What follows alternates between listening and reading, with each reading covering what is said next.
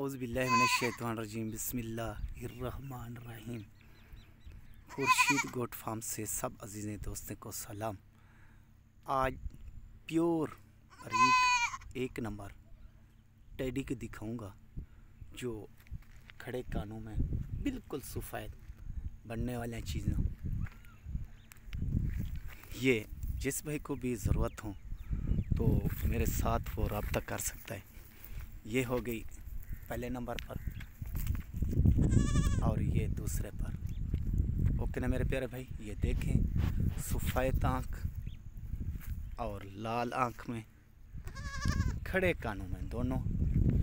तकरीबन दोनों की उम्र होगी 3 से 4 माह, 5 माह भी हो सकती हैं। दोनों एक नंबर क्वालिटी। आगे पीछे देखें और चलाकर फिराकर भी दिखाऊंगा। घा पड़ दिखावा देना, दिखाओ ना, वो भी दिखा। ये चीज़ें घास खाने वाले। ओके प्यारे भाई, सौदा लेना ना लेना किस्मत की बात है और नसीबों की बात है। तो मेरे यूट्यूब चैनल को सब्सक्राइब करना और दोस्तों अजीज़ों में शेयर लाजमी करना।